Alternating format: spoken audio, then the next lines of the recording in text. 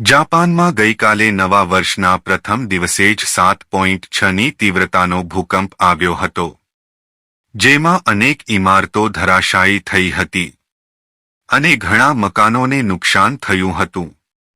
ભૂકંપને કારણે અત્યાર સુધીમાં 6 લોકોએ જીવ ગુમાવ્યા છે. જાપાનમાં ગઈકાલે નવા વર્ષના પ્રથમ દિવસે આવેલા શક્તિશાળી ભૂકંપમાં અત્યાર સુધીમાં ઓછામાં ઓછા 6 લોકોના મોત થયા છે. સ્થાનિક મીડિયાના અહેવાલ મુજબ અત્યાર સુધીમાં ભૂકંપના 155 ઝટકા અનુભવાયા છે. રાહત અને બચાવ કાર્ય ચાલુ છે. હજુ પણ કાટમાળ નીચે કેટલાક લોકો ફસાયા હોવાનો અંદાજ છે.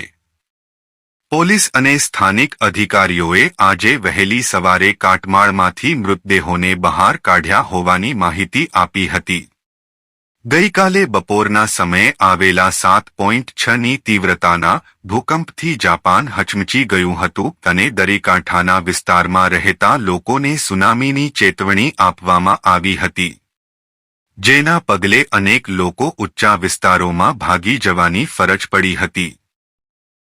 હાલ રાહત અને બચાવ કાર્ય માટે સેનાની મદદ લેવામાં આવી રહી છે અને ભૂકંપમાં સૌથી વધુ અસર ઇશિકાવામાં થઈ હતી, જ્યાં ભૂકંપને કારણે રનવેમાં નુકસાન પહોંચ્યું હોવાથી એરપોર્ટને બંધ રાખવામાં આવ્યું હતું. જાપાનના હવામાન વિભાગ દ્વારા ગઈકાલે આવેલા ભૂકંપ બાદ સતત 90 આફ્ટરશોક આવ્યા હતા.